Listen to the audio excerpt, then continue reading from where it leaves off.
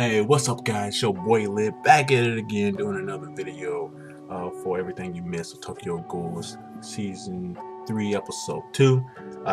So without further ado, let's dive into it.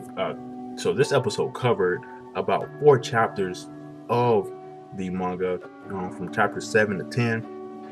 In our beginning scene we have Haynes versus Orochi, and it pretty much plays out the same way. I just wanted to state that the facial expressions to me are so on point in the manga compared to the anime. In this scene right here, we have Mitsuki, she's rushing to help out Hayes, and Hayes just stands up and he just looks at her, and it's a lot being conveyed there between them two compared to the anime kind of speaking, and then you're like, all right, telling her to stop, and it just wasn't as moving as I thought it was in the manga than in the anime. So next, not too much information here, but I just wanted to point out that Hayes is pretty smart in this Kakune fight. That he doesn't just overwhelm Orochi, but he outthinks him. He distracts him with his first attack, and uses his attack from the ground to catch him off guard, and get him. Not just I said, overwhelm him with too much power, too much force.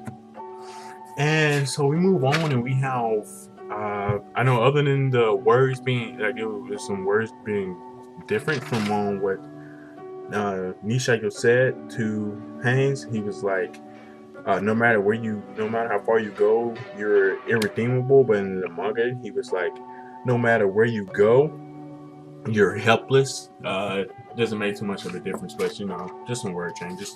And so we move on to the suppression of rank SS Ghoul Hayes, and it's a little different. So they kind of start off the same way. They suppress, while they go in, they suppress them. Akira fires her shot, but after they actually go in and show you, after stopping him, they're questioning him about who he is, and you can see that's when you actually see what was the treatment of half Ghoul Sasuke Hayes.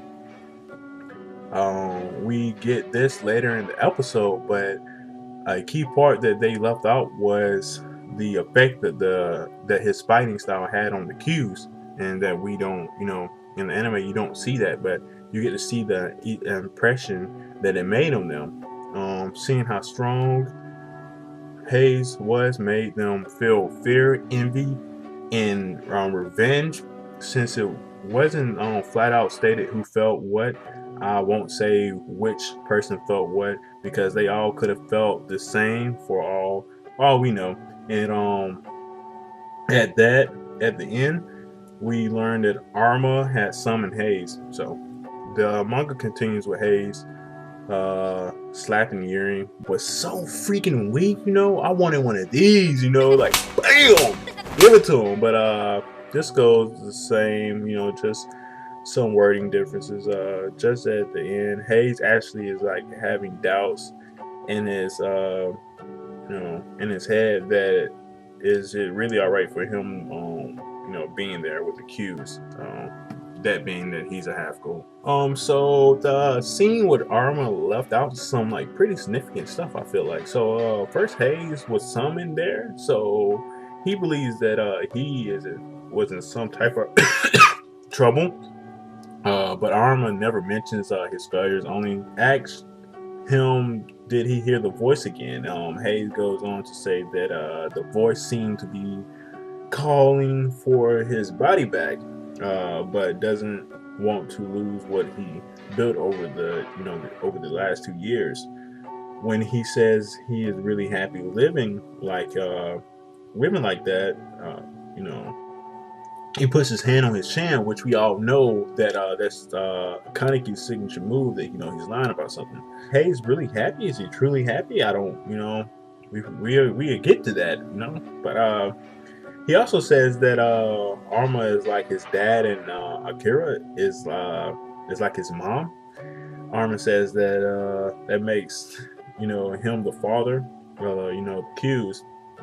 And that's the reason for Arma's, like, grandkids comment later on. So if you're wondering, he also remembers the words of Orochi saying that he is helpless, where the anime says he is redeemed in the eyes of Arma. The anime shows Shamaguchi's injured and calling for help, saying that they were attacked by SS Ghoul Rabbit.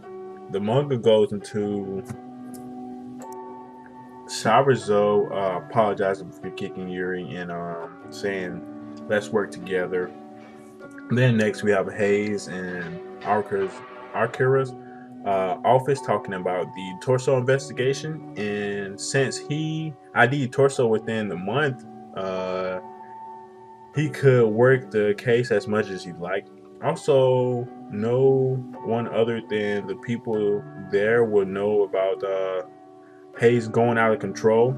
Hayes asks Akira about Torso's residence, and Akira tells him that Shimaguchi's squad is investigating it at the moment. Akira gets a call that they had been attacked by the SS Ghoul Rabbit. So that is what Shimaguchi squad is doing when he is attacked in the anime. So you see him, pretty hurt. That's what he was doing. He was investigating squad on the Nutcracker case.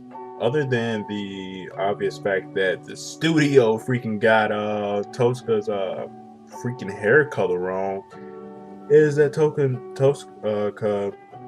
never seems to be shocked when seeing Sasuke. I can imagine she was internally, but she never shows it on the outside. Unlike the anime, she's kind of shocked, about seeing him alive. But when Sasuke group takes their seats, Yomo actually sits down with them to try and figure out if it's Kaneki. And Sasuke actually sheds a tear, and Toka actually speaks to him and hands him a handkerchief.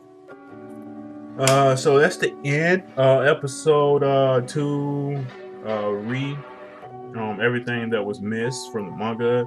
Make sure you guys like and sub for future videos and hit that bell for the reminder. So thank you guys, and you guys have a great day. Lit out.